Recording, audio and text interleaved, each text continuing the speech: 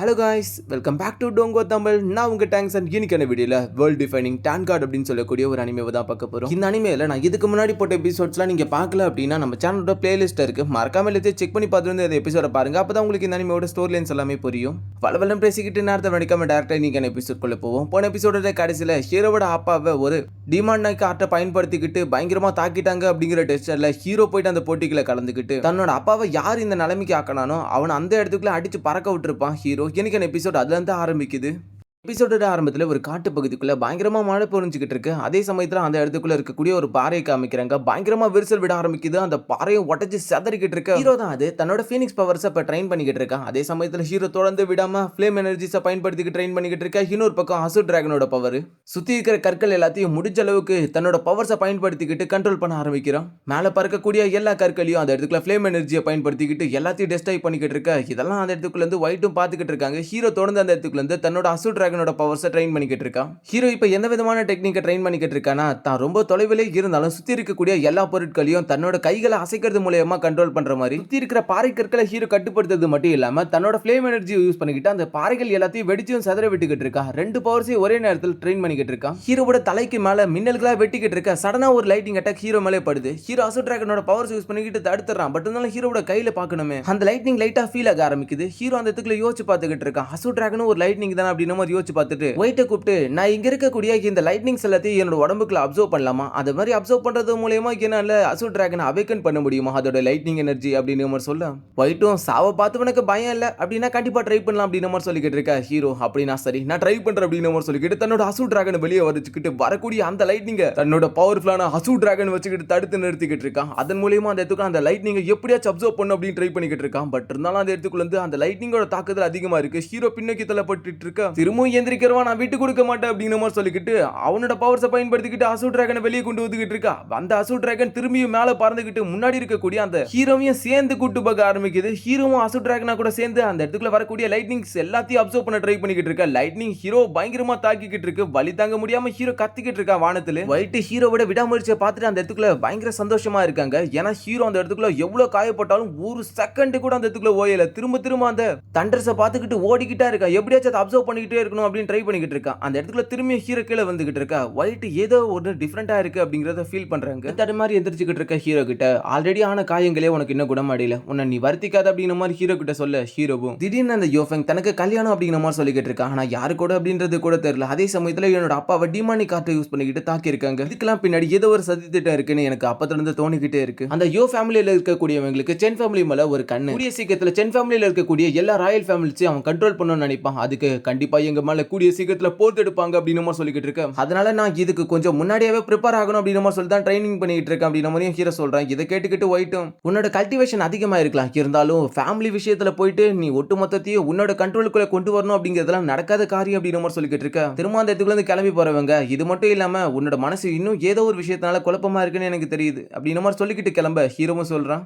நான் ஜியானுக்கு நேத்து ஒரு மெசேஜ் சென்ட் பண்ணேன். அவகிட்ட இருந்து எனக்கு எந்த ஒரு ரிப்ளையும் வரல. அவ சில காலங்களா ஆளையும் காணும், என்ன நடக்குதுன்னே புரியல அப்படிங்கிற மாதிரி கொஞ்சம் சோகத்தோட சொல்ல, அப்ப இதுக்கெல்லாம் காரணம் அந்த பொண்ணு பார்த்து அவளே நினைச்சுக்கிட்டு உன்னோட ஃபவுண்டேஷன் அழிச்சுக்காத, அப்புறம் வீல் சேர்ல அவளை நினைச்சுக்கிட்டு உட்காந்துக்கிட்டு கிடக்க வேண்டியதுதான் காலம் முழுக்க. ஹீரோ நீங்க கவலைப்படாதீங்க, கண்டிப்பா நான் அப்படிலாம் பண்ண மாட்டேன், நான் பாதுகாப்பா எல்லாத்தையும் பண்ணுவேன்ற மாதிரி சொல்லிக்கிட்டு இருக்க. சரி ஃபயர் கேர்ளோட பவரை வீணக்கிடாது அப்படின்னு மாதிரி சொல்லிக்கிட்டு அந்த இடத்துக்குள்ள இருந்து ஒயிட் கிளம்பி போயிடுறாங்க. திரும்ப அந்த இடத்துக்குள்ள ஹீரோ வானத்தை பார்க்க ஆரம்பிக்கிறான். வானத்தை நோக்கி அந்த இடத்துக்குள்ள இருந்து குதிக்க ஆரம்பிக்கிறான். அந்த லைட்னிங்ஸா கூட திரும்ப திரும்ப ஹீரோவும் போராடிக்கிட்டு இருக்கான். அந்த லைட்னிங்ஸை எப்படியாச்சும் உள்வாங்கணும் அப்படின்னு ட்ரை பண்ணிக்கிட்டு இருக்கான். அசுர் டிராகனோட லைட்னிங் பவர்ஸை பத்தி உங்களுக்கு தெரியல, சோ அதை அவேக்கன் பண்ண தான் ஹீரோ ட்ரை பண்ணிக்கிட்டு இருக்கான். இதோட பொழுது வெடிய ஆரம்பிக்க இன்னொரு பக்கத்துல ஹீரோ ஒரு நதியை நோக்கி தான் வந்துகிட்டு இருக்கான். அந்த இடத்துக்குள்ள குளமும் இருக்கு, பயங்கர பெரிய குளமா தான் இருக்கு. அந்த இடத்துக்குள்ள வர ஹீரோவும் என்னோட உடம்பு ஃபுல்லா பயங்கரமா கரியாகி கிடக்குது, கூடிய சீக்கிரத்துல நான் குளிக்கணும், எனக்கு எடுத்த எல்லா முயற்சியும் வீணா போயிடுச்சு அப்படின்ட்டு சொல்லிக்கிட்டே ஹீரோ அந்த இடத்துக்குள்ள தண்ணி எடுத்துட்டு மூஞ்சி கழுவிக்கிட்டு இருக்க. சடனா அந்த இடத்துக்குள்ள தண்ணிக்குள்ள இருந்து ஒயிட் குளிச்சுக்கிட்டு இருக்காங்க. ஒயிட் குளிச்சுக்கிட்டு இருக்க ஹீரோ தன்னோட மூஞ்செல்லாம் கழுவிட்டு பார்த்தா அந்த இடத்துக்குள்ள ஷாக் ஆயிடுறான். முன்னாடி அவங்க இருக்கிறத பார்த்துட்டு என்ன முடுவான்னு பார்த்தா ஒரு பக்கம் ஹீரோ தகச்சு ஒயிட்டியே பார்த்துக்கிட்டு இருக்க.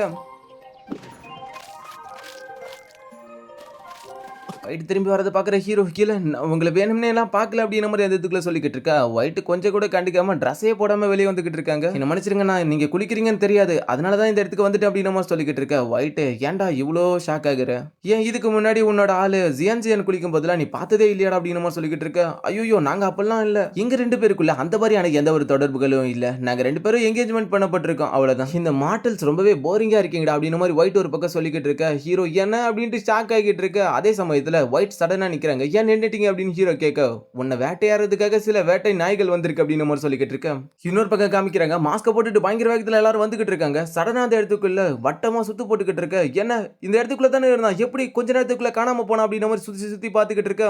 ஹீரோ பின்னாடி வந்து என்னதான் தேடுறீங்களாடா தம்பி, எதுக்காக என்ன பார்க்க வந்திருக்கீங்க அப்படின்னு மாதிரி சொல்லிக்கிட்டு இருக்க. அவனுங்க ஹீரோ அட்டாக் பண்ண வர ஹீரோ அவனுங்க கிட்ட வரதுக்கு முன்னாடி அடிச்சு படுக்கப்பட்டுக்கிட்டு இருக்கான். ஹீரோவா அவங்களால தொட கூட முடியல. ஹீரோ அந்த அளவுக்கு ஃபாஸ்டா இருக்கான், பயங்கரமா அட்டாக் பண்ணிக்கிட்டு இருக்கான். ஹீரோ அவங்கள அடிச்சு பறக்க விட்டுக்கிட்டு இதுக்கு முன்னாடி ஸ்டோனை கண்ட்ரோல் பண்ணல அந்த மெத்தடி ஹீரோ பயன்படுத்த ஆரம்பிக்கிறான். சண்டை ரொம்ப சீரியஸா போறதுக்கு பதிலா அந்த இடத்துக்குள்ள கொஞ்சம் ஃபன்னா போய்கிட்டு இருக்க மாதிரி தான் இருக்கு. ஹீரோ அசால்ட் அவங்க 2 பேரையும் சமாளிச்சுக்கிட்டு இருக்கான். அவன் திரும்பி அட்டாக் பண்ண வர ஹீரோ தன்னோட கையை யூஸ் பண்ணிட்டு அந்த ஸ்வாட சுக்கா நொறுக்கிடுறான். அவன் மிரட்டிக்கிட்டு இருக்கும்போது கழுத்தை இழுத்து உன்னை யார் இந்த இடத்துக்கு அனுப்பி விட்டா சொல்லு அப்படின்னு சொல்லிக்கிட்டு இருக்கும்போது லாங்ல இருந்து ஒரு ஏர் அட்டாக் பண்ண வருது. ஹீரோ அதை பிடிச்சி எரிச்சிடறான். அந்த ஏரோவை பயன்படுத்துறது ஒரு கல்டிவேட்டர். பார்த்தா பிங்க் கலர் எனர்ஜி தெரிஞ்சிருக்கும். சுத்தி அந்த இடத்துக்குள்ள எல்லாரும் வளைக்க ஆரம்பிக்கிறாங்க ஹீரோவை. பரவாயில்ல, இந்த குறுகிய காலத்துல சென் யங் மாஸ்டரோட பவர் நல்லாவே அதிகரிச்சிருக்கு. நீ சென் ஹியான தோக்கடிச்சதுல எந்த ஒரு தப்பும் இல்ல, உன்னோட கல்டிவேஷன் நல்லா இன்க்ரீஸ் ஆயிருக்குடா அப்படின்ட்டு கடுப்புல அந்த இடத்துக்குள்ள இருக்கக்கூடிய வேலைக்காரனோட கழுத்து அறுத்து எரிய. ஹீரோவும் ஆமா உங்களை பத்தி கூட சில வதந்திகள் இருந்துச்சு, மக்களை கரிசனமே காட்டாம கொல்லுவீங்க அப்படின்ட்டு, உங்களோட சொந்த மக்களை. இவங்க எல்லாம்